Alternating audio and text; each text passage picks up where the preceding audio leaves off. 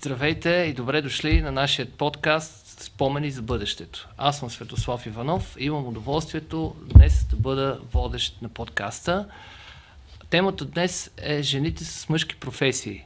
Колко жени се обучават в България за типично мъжки професии? Има ли предразсъдъци по темата? Да отговорят на тези въпроси и още много други за нашата среща, която вярвам ще бъде вдъхновяваща и интересна, са дошли нашите гости. Са госпожа Боряна Борисова, учител в нашето училище професионална, гимназия Сен Златаров, Симона и Мария, ученички в типично мъжки професии. Добър ден! Добър дошли! Добър ден! Благодаря ви, че се отзовахте на нашата покана. Госпожо Борисова, бихте ли казали няколко думи за себе си? Здравейте, казвам се Боряна Борисова, занимавам се с електроника почти вече 38 години. Започнах да се занимавам с промишлена електроника още в техникума, бях приета в мъжка специалност. След 4 години завърших инженерия електронна техника и само след 3 години се върнах да работя в училището, което съм завършила. От тогава насам, вече 29-та година, се занимавам с учителската професия в специалности компютърна техника, промишлена електроника, преди в електронно-изчислителна техника. Обичам електрониката и това е водещото за мен. Обичам и децата, тези, които желаят да бъдат обучавани. Това е малка подробност. И така. Благодаря ви, госпожо Борисова. Вие, млади момичета, Симона? Здравейте, аз съм Симона Сашова Спасова, 8 Г клас. Моя клас е промишлена електроника. Записах се тук, защото това, честно казано, е бъдещето. И много говорех с нашите по тази тема и се чудех между две паралелки – икономика или промишлена електроника. Но те казаха, че е по-добре да запиша промишлената електроника, защото с нея мога да се оправя в бъдеще, мога да оправям коли, мога да оправям телефони и това е много по-добре. Благодаря. Мария? Аз съм Мария Маринова и съм в тази паралелка поради причината, че миналата година бях на роботика и просто ми хареса професията компютърна техника и технологии и 9-ти клас реших да се преместя в нея. Благодаря на всички. Госпожо Борисова, вие сте се започнали вашия професионален път в така типично мъжка паралелка. Исках да ви кажа, типично мъжка професия. Доколкото разбирам, всъщност любовта ви към електрониката, техниката и тази професия, учителската ви е накарала да се присъедините. Смятате ли, че има някакви предразсъдъци, трудности в типично доминирана от мъжете индустрия? Или смятате, че това не ви пречи по никакъв начин да си развивате уменията и да ги предавате на по-младите? Да кажа, че предразсъдъци сигурно има. На повечето места, които съм работила, винаги съм приемана много добре. Въпрос е, дори мой учител ме заведе в училище за учител по заместване, т.е. за негово заместване. И така започнах. В началото не бях учител, т.е. нямах учителска правоспособност, бях само инженер. Основното, което ми е направило впечатление, че когато завършвах технически университет, трудно завършиха само 2 мъже инженери, а всички останали бяхме жени. Тоест, упорито завършихме висшето си техническо инженерно образование, тъй като жените са по-упорити и полагат повече усилия, докато мъжете го имат зададеност, може би, и затова изглежда някакси по-лесно, но трудно е завършването на университета. След което, когато се върнах да работя в училището, което съм учила, бях приета от всички колеги. Много добре, помагаха ми, след което и аз вече навлязох. Работих основно в мъжки паралелки с по едно момиче. Това е още 85-та година, 90-та, което още тогава беше насаждано мъжка-женска професия. Докато е имало място, където кандидатствам и вместо това да се види какво мога, ми беше казано: вие сте млада, вие ще имате деца, те ще се разболяват, вие ще излизате болнични и няма кой да ви замества. При което ми така леко бях отхвърлена и така, може би, това е пренебрежението, което, нали, към жените като цяло, а не като това, че съм мъжка професия или инженер. Да. Справям се, според мен, много добре с всичко, което се случва в мъжките паралелки, т.е. дисциплина, лека така, как да го кажа, неагресивно отношение, но по-негативна атмосфера към преподавателя, но също смятам, че много повече предимства имат мъжете в нашата професия, т.е. колегите мъже. Винаги съм и завиждала лекичко за това как успяват с по-малко усилия да постигат това, което аз постигам с много, много усилия. Но все пак успявам пък и да работя с деца, които имат желание, мога да им създам така, да подбучна и по всякакъв начин да направя така, че те да заобичат електрониката, да я направя интересна и забавна, да ги подготвям и да стават национални състезатели вече поредни години. И това е така според мен моя плюс. Повече ги обгрижвам, може би, като майка, което не знам дали е положително или отрицателно, но като професионалист не ми се налага да правя компромиси за това, че аз съм жена учител и трябва да проста на някой. Дори съм малко по-жестока в отношение на тези, които не учат, може би, но все пак държа много на това те да имат знания. Без тях просто не могат. В тази професия, в електрониката и в компютърната техника, без знания не могат. Ако на друго място могат с присъствие, усмивки, добро поведение, в електрониката не става. Благодаря за изчерпателния отговор. Момичета, вие как смятате от вашия опит на още така млади хора, на ученици, кое е по-трудно днес? Да бъдеш мъж или жена? Може би не само в професията, а и като цяло в живота. Как ви се струва през вашия все още така свеж поглед върху живота? Ами аз честно смятам, че жената е по-трудно да бъдеш в днешно време, понеже жената е много отхвърлена от много неща. Примерно, моят клас, те много му отхвърлят, че аз съм в този клас, мъжка паралелка. Няколко пъти са ми питали въпроса, защо си записана в тази паралелка, тя е изключително мъжка, ти защо си тук? Не можа и да запишеш икономика или хотелиерство. Аз казах, че тази паралелка ме привлича повече, отколкото тези другите и с нея мога повече да се справя. Жената не знам защо я отхвърлят. Да, наистина мисля, че може да се сблъскате с нещо такова. Аз също като преподавател наблюдавам, че има някакви разлики в отношението към чисто полово между отделните ученици.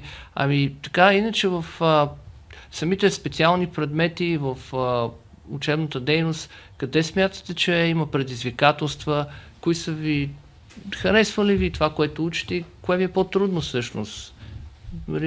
Според мен няма значение дали си жена или си мъж. Ако имаш желанието, можеш да се справиш. Защото има паралелки, които принципно са женски, но има и момчета в тях. Тъй като те имат желанието и повече им върви примерно тази професия, отколкото някоя друга. Да. Има ли желание, има и начин. Да, благодаря ти за отговора, Мария.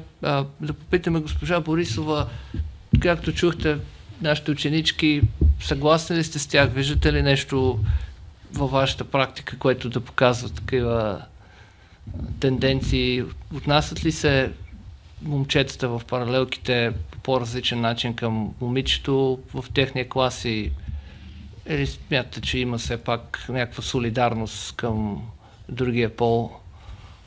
Да ви кажа, за мен момичетата в мъжките паралелки е един голям плюс.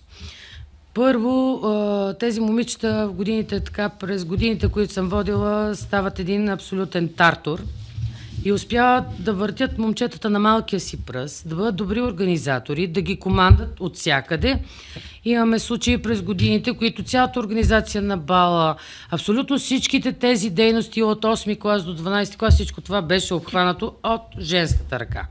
В същото това време въобще не изоставаха в материала, в обучението си.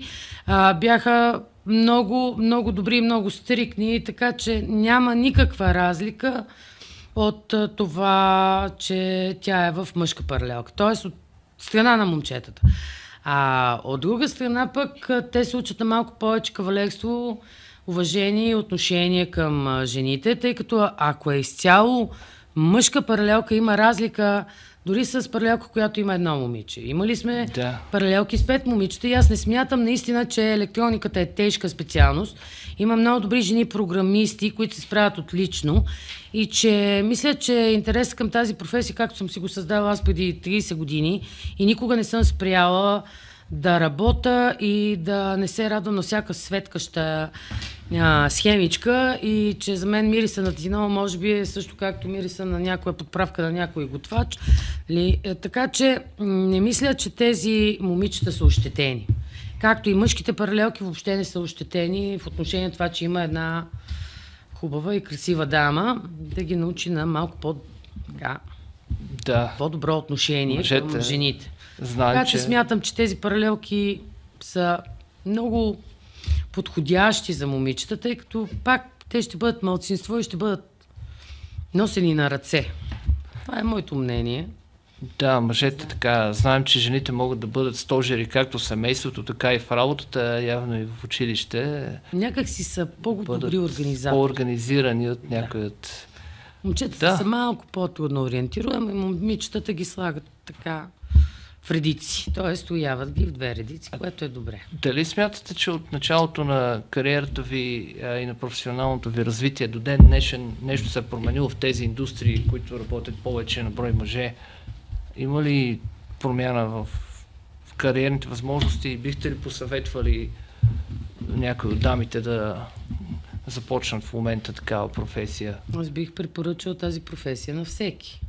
Да. Защото тя наистина си има бъдеще. Тоест, всяка една от сферите, като погледнете, всяка една от сферите вече се роботизира.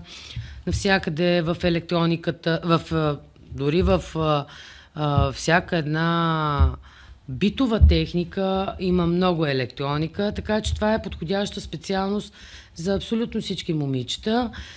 Няма никаква тежест в поялника, в компютъра, в клавиатурата.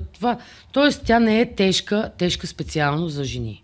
Така че тази специалност е много подходяща за жени. Дори в центровете, където се работи с приложна електроника или така масово производство на електронни компоненти, работят повече жени. Тоест, жени инженери има. Така че те ще се справят и аз я препоръчвам наистина на момичета с интерес към програмиране, към благодаря ви. Компютърна техника, няма никакъв проблем. На същата тема да попитам момичетата, как гледат вашите близки на вашия професионален избор вече, след като сте се запознали с учебната програма, поговорили сте с други ученици и знаете така общо взето какво ви предстои като академичен път и професионален? Бихте ли променили нещо в избора си, ако можехте да се върнете назад? Ами аз честно казвам не бих променила нищо. Моите близки много добре приемат как продължавам с материала. Много добре се справям, за разлика от моя клас, които се приемат за мъже, които могат всичко. Доста добре се справям за разлика от тях. И нашите наистина много се гордеят с мен. Аз нищо не бих променила, защото ако нещо променя сега, в бъдеще ще бъде много по-трудно. Да. Мария, ти си извинявай, че те прекъснах. Всъщност, радвам се, че реши да споделиш. Просто щях да кажа, че всъщност вас ви отличава малко професията, но и двете сте в технологична паралелка, т.е. Симона учи приложна електроника, ти компютърна техника и технологии, въпреки с различна така насоченост, са свързани с технологии. Да. А ти всъщност при тебе, зрителите може да не знаят, аз си позволя да споделя. Интересното е, че имаш допири до друга професия, след това се премести в този клас. Да. Така че имаш допири до другите предмети, макар и за кратко. И сега тук намираш ли интересни теми? Че намирам интересни теми. И моите близки се радват, че успях да влезна и да се впиша в новата паралелка за този кратък период от време, тъй като съм от 3 месеца. И за тези 3 месеца се справям доста добре с материала, според мен. Да, имам пропуски, но съм нова, все още ги разучавам тези неща. Адмирация от мен за смелостта да поемеш по тая професия. Аз също я харесвам и се радвам, че успяваш да се справиш така добре. И се надявам да имаме лично мнение, ще израза тук в училище все по-така любопитни, интересни проекти заедно, по които да работим. Как всъщност, като стана дума за компютри, бихте ли казали, момичета, как се зароди интереса ви към компютър и техника? Имате ли сблъсък от по-ранни години в детството си, в ученическите години? Бихте определили, кое ви така заинтригува? Ами аз честно казано с компютри или казано електроника се занимавам още от ранна детска възраст. Ходила съм в училище на такива клубове, старото ми училище съм ходила на такива клубове и се занимавах, беше ми много интересно. И като разбрах, че в това училище предлагат паралелка КТТ и промишлена електроника, се чуех между двете, но реших първо да запиша промишлената електроника, на второ място да запиша КТТ-то. Но що ми приех по първо желание, прецених, че това е моята паралелка. Да. Ами ти, Мария, кога успя да... При мен се случи, когато бях 4-ти клас, няма да го забравя, защото тогава ми се роди всичко с технологиите и бъдещето на технологиите. Бях дошла пак в същото училище, в което съм сега, за да дойда и да видя какво е интересното на роботиката, тъй като ми беше много интересно тогава, като малка, и оттам се зароди всичко. И реших накрая, че наистина искам да продължа с програмиране и да се развия като друг нов човек. Благодаря. С вас се разговаря много лесно, защото всъщност вие продължавате темата към следващия ми въпрос. Абсолютно това щях да попитам, като стана дума за роботика. Това е наша любима тема в училище. Много време отделяме и колеги, и ученици. И съответно имаме и добри успехи, смея да кажа, но за това ще ви попитам вас. В клуба ни по роботика, в който знам, че участвате, ходите ли на състезания, имате ли успехи и така как се чувствате в клуба с заниманията си? Да кажем, Симона може да каже 2 думи, Мария, която реши, ще ви чуем и двете. Любопитно ми е да има различни мнения. Ами аз като за първа година в това училище, като видях, че има клуб по роботика, реших да пробвам, да видя какво е там. И сега ни предстои състезание да ходим с нашия отбор. В отбора ни наистина е много забавно, всички сме трудолюбиви, занимаваме се, интересно ни е, не е никой дошъл на сила или да каже, че не прави нищо. Занимаваме се с задачите, всеки се разпределя задачите, един примерно програмира, друг помага, трети се занимава с документации и така нататък. Лично аз съм организатор на отборът, аз казвам как да свършат, занимавам се принципно с документацията, с страниците в Facebook или социалните мрежи, така да го кажа, и наистина се справяме доста добре, като за първа година. Благодаря. Аз съм 2-ра година на роботика. Миналата година имахме 2 състезания, на които моя отбор беше част от тях. Беше без награда, освен грамоти, които спечелихме за отборна екипна игра, т.е. И мога да кажа, тъй като вече съм в нов отбор, и двата отбора бяха прекрасни и се чувствах добре в тези отбора.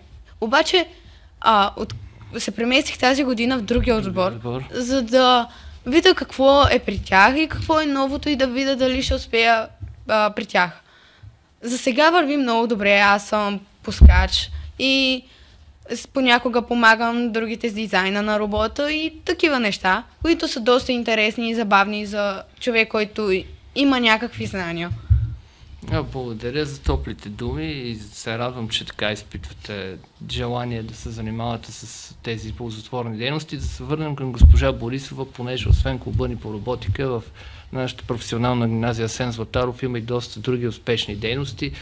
Смело мога да твърда, че една от най-успешните дейности е на клуба по приложна електроника, чийто ръководител е госпожа Борисова. Наскоро те бяха на поредното всъщност регионално състезание "Мога и знае как". И за всички цяла радост беше, че те се върнаха с поредните успехи, медали и призови места. Предстои им и национално състезание. И тук си иска отново да попитам госпожа Борисова да ни разкаже нещо за състезанието, в което участват. Как се... Състезанието е единствено по рода си в България. То беше обявено още преди 13 години. До тогава нямаше състезание по електроника, т.е. нямаше такива състезания. Имаше олимпиади в общообразователната подготовка. Веднага си сформирахме клуб с около 18 деца, тогава с голямо желание. И още при първото ни участие стигнахме до регионално състезание, т.е. там участваха 2 момчета от един от моите випуски. Дори отидохме с максимален брой точки на едното дете 100 от 100. За първата година на регионалното състезание достигат само 6 отбора от 18 професионални гимназии. Още бяхме нови преди тези 13 години и успяхме да се класираме 4-ти. Това беше една от малкото ни загуби. След това не пуснахме първите и вторите и третите места. Тогава започнахме с Иван от моя випуск 2014 година и Николай. И тъй като бързината, оплахата и неочакваните неща, които им се случват, успяхме да станем 4-ти. Но не се отказахме. Следващата година направихме вече 2 клуба по електроника от една паралелка. Започнахме да работим във всеки кабинет, дори в компютърна работилница, т.е. където можехме. Купуваха ни части, това сме благодарни на ръководството, че винаги ни я подкрепил. Купиха ни хубави поялници и тинол, тъй като в началото имахме само една катюшка тинол, която трябваше да ни стигне за абсолютно всичките часове по практика и за всичките ни запоявания. И мога да кажа, че децата трябва да тренират страшно много, за да станат добри и да успеят за тези минути, които им се дават. Стигало се до положение за 50 минути, те трябва да запоят 120 елемента, които имат 2 извода от големия хаос елементи пред тях. За тези 13 години нямаме, само една година нямаме участие в национално, тъй като не успяхме да достигнем по фаталната една точка и се класирахме на 7-мо място и не бяхме допуснати в предварителното класиране. Обаче във всичките тези години Видинската професионална гимназия, т.е. нашите деца, нашите много отлични деца, мога да кажа, са постигнали 28 с онзи ден последните купи, имат 28 призови места, най-много в България. Т.е. най-много златни, сребърни и бронзови, като златото ни е най-много. И успяхме за тези 13 години без много участие, 12, да направим 28 купи на национално ниво и регионално ниво и сме водещи в България. В момента участват в това състезание до това ниво 58 професионални гимназии, от които всички мощни гимназии в София, 3 мощни във Варна, Бургас, Стара Загора, Джон Атанасов, т.е. Пловдивската вече почти не достига до никъде, Банско, Плевен се отказа, Видин е най-голямата опасност в момента, така че онзи ден успяхме, въпреки че състезанията стават все по-трудни и по-трудни и тези състезания децата трябва да могат да решават тестове. Сега на национално ниво трябва да има 30 въпроса за 20 минути, т.е. по 45 секунди на въпрос, където има приложени задачи с изчисления. Децата трябва да са перфектно подготвени, което те и правят.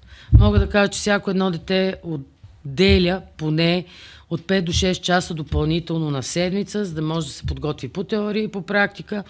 Но аз съм горда с тях. Горда съм с всички, които са стигнали до там. Първите, които бяха Петър Пасков, който взе всичките купи, т.е.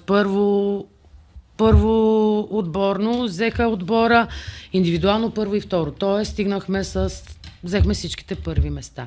Те започнаха и след това имаме 3 пъти и 2-та ни отбора са стигали на първи места на национално състезание.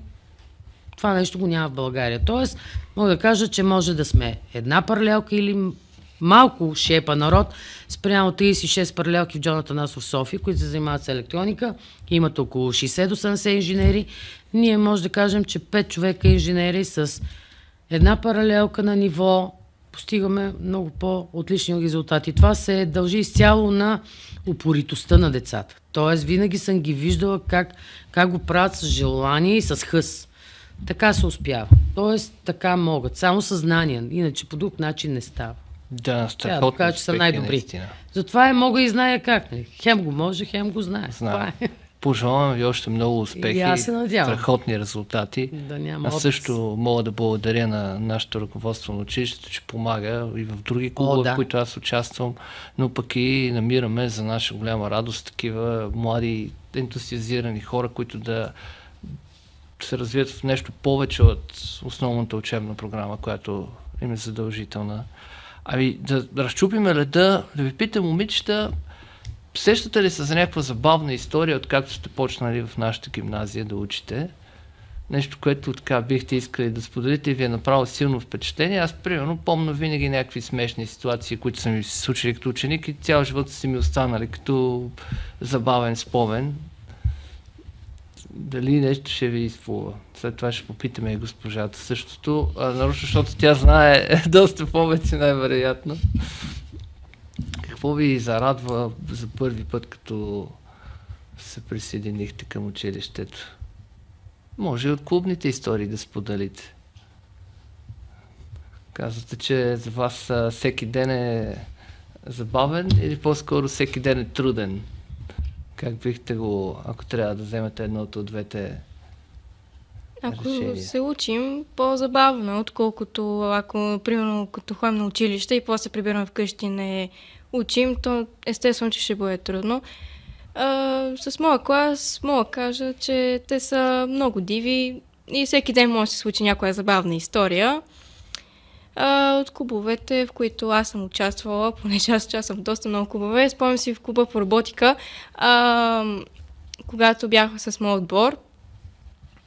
Някак си роботът ни, когато ние бяхме направили в програмата, да се придвижи до някои части и да се върне, той тръгна да се върти около оста си.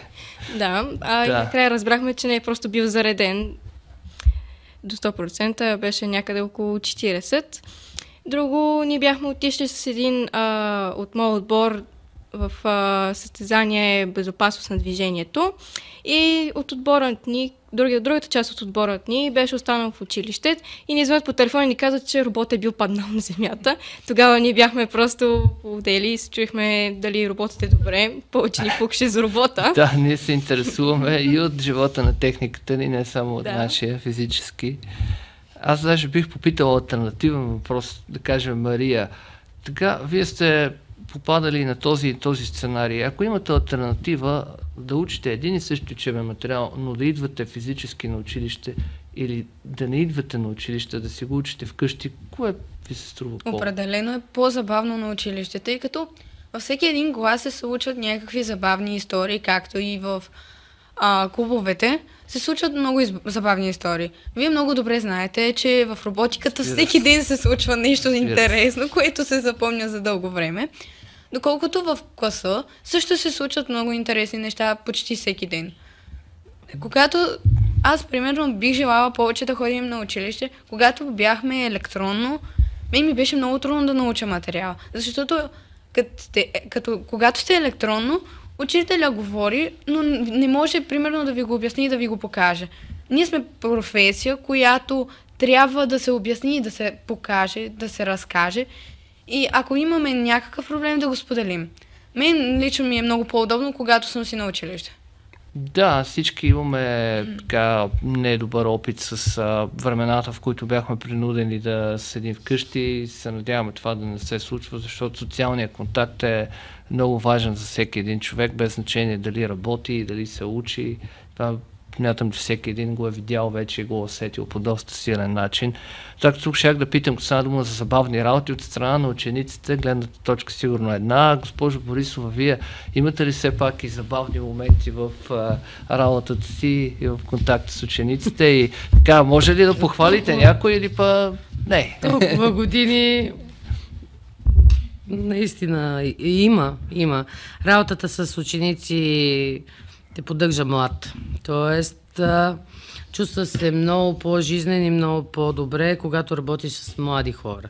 И когато тези хора имат желание. Но силно има много моменти, весели, хубави, така малко по-тежки, но при мен най-смешните ситуации са, особено когато ги хващам да преписват. трудничко се справят с преписването. 101 варианта да, за преписване 101 варианта. ученика. И най-интересното е, че като ги излова, особено с нарисуваните схеми на ръцете догоре, винаги им подавам мокра кърпичка да се поизчистят, даже отивам да й помогна. Там много трудно се случват нещата при преписването. Има и други, нали, така интересни моменти. Бяхме на младежко техническо творчество в Горна Оряховица с отбор, които трябваше да представят тяхното, нали, произведение, при което аз бях изпратена на обучение. Оставих ги на изложението, при което като се върнах, отстрани им пазеха, т.е. Пловдивската професионална им пазеше, всички им пазеха устройството, а фирмата, производител на UPS е харесала отбора, взела ги е, завела ги е, те са видяли цялото производство, бяха си намерили кой да им пази цялата тази техника, нали? И казаха: госпожо, ама това ни беше много интересно. Та има и такива изненади, нали? Когато оставяш някой, случва се да отидеш и да намериш съвсем друг човек, нали? Да пази тяхната маса. Та има най-различни неща, но така, важно е да имаш хубави спомени. Сега някои остават лоши спомени от учителя, нали? Надявам се да не сме оставили толкова лоши спомени в тях, но все пак човек се осъзнава. Това беше и следващ въпрос, който вие си споделихте го, дали сте вдъхновени от примера на ученици. Аз съм, че винаги има и такива моменти за всеки един учител, пък и като цяло професионалист. Аз не оставах какво друго да кажа, освен да ви благодаря много за това, че искрено решихте да споделите с нас и нашия подкаст погледа ви върху тази тема, темата за жените в мъжките професии, за това как се чувствате в нея, какви са вашите впечатления от тази индустрия. Разбира се, момичетата са млади, има да извърват своя професионален път и ще срещат сигурно и доста повече както интересни работи, така и предизвикателства в него. Но аз желая успех в професията и на младите момичета, и на госпожа Борисова, и естествено на всички наши възпитаници. Благодаря ви за вниманието и всичко хубаво на нашите слушатели.